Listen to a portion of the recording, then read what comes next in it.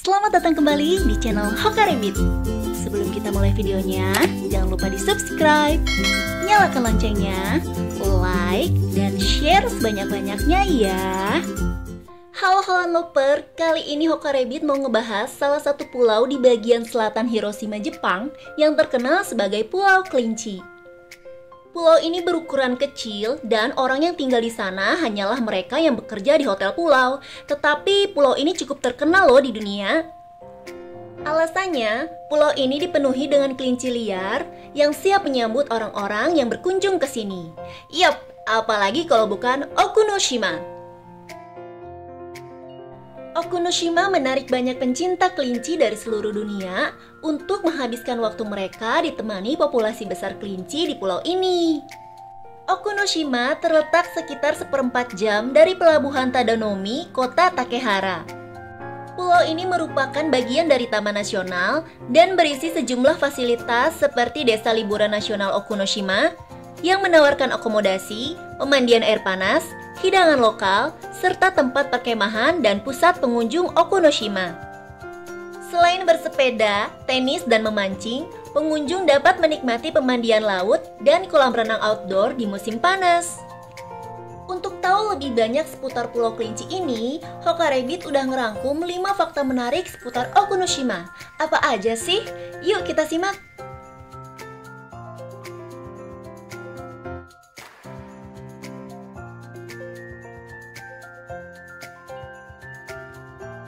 Rumah bagi para kelinci. Pulau ini sering disebut Usagajima, yang berarti pulau kelinci dalam bahasa Jepang. Seperti namanya, pulau ini menjadi tempat tinggal kelinci sekaligus tempat berlibur bagi para pencinta kelinci. Okunoshima adalah tempat yang aman bagi para kelinci karena di sini melukai kelinci adalah perbuatan ilegal.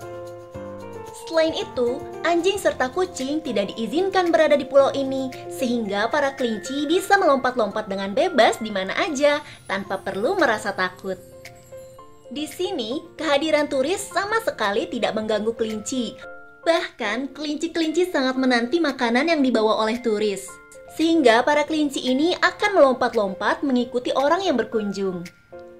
Meskipun jumlah kelinci di sini sangat banyak, tapi pengunjung tidak diperbolehkan membawa kelinci-kelinci ini pulang ya.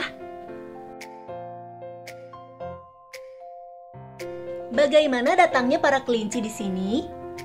Kamu pasti penasaran, bagaimana kelinci-kelinci ini bisa menguasai Okunoshima? Sayangnya tidak ada yang tahu pasti bagaimana awal mula para kelinci menjadikan Okunoshima sebagai rumah mereka. Hanya saja pulau ini ditinggalkan setelah Perang Dunia II tanpa satupun orang atau hewan di sini dan kemudian diubah menjadi taman nasional. Beberapa orang beranggapan bahwa kelinci pertama di sini adalah kelinci peliharaan yang dilepas liarkan oleh anak-anak sekolah. Ada juga anggapan bahwa awalnya kelinci dibawa sebagai bagian dari penelitian untuk dilakukan uji coba laboratorium. Kelinci sendiri adalah hewan yang cepat berkembang biak. Seekor kelinci bisa melahirkan hingga 12 bayi dalam satu kelahiran dan terkadang dapat melahirkan kembali di bulan berikutnya. Tanpa pemangsa, jumlah kelinci terus bertambah sehingga Okunoshima segera menjadi pulau kelinci. Saat ini diperkirakan ada ribuan kelinci yang menghuni pulau ini. Tidak banyak yang bisa dilakukan di Okunoshima selain melihat kelinci. Terdapat hotel dan museum di Okunoshima, tetapi tidak banyak yang bisa dilakukan di pulau ini. Jadi, kelinci adalah alasan utama ratusan orang berkunjung ke sini setiap tahun. Beruntung kelinci-kelinci di sini tidak keberatan menjadi objek wisata. Bahkan, mereka akan melompat-lompat untuk menyambut turis begitu mereka turun dari kapal dan menginjakan kaki di pulau ini. Para turis dapat membeli makanan untuk kelinci di sini, tetapi mereka lebih sering membawa wortel dan selada sendiri untuk hewan menggemaskan ini. Masa lalu Okunoshima. Saat Perang Dunia II berlangsung, Okunoshima digunakan untuk memfasilitasi pengujian gas beracun, yaitu gas mustard. Karenanya, pada masa itu pulau ini dijuluki sebagai Pulau Gas Beracun. Banyak sejarawan percaya bahwa kelinci dibawa pada tahun 1929 oleh pemerintah Jepang untuk pengujian senjata kimia yang sedang dikembangkan pada masa itu. Keberadaan pulau ini sangat dirahasiakan. Bahkan, pemerintah Jepang menghapus pulau ini dari peta resmi untuk merahasiakan proyek tersebut. Sayangnya gas beracun yang dihasilkan laboratorium ini justru menewaskan sebanyak 80.000 orang pada tahun 1930-an. Pemerintah Jepang juga tidak pernah benar-benar membersihkan pulau ini dari sisa-sisa bahan kimia berbahaya, sehingga diperkirakan air dan tanah di sini tercemar dan membunuh semua kelinci yang tersisa. Namun pada tahun 1971, beberapa anak sekolah dengan sengaja melepaskan beberapa ekor kelinci ke pulau ini, yang berkontribusi pada perkembangan populasi kelinci di sini. Kelamnya masa depan kelinci di Okunoshima.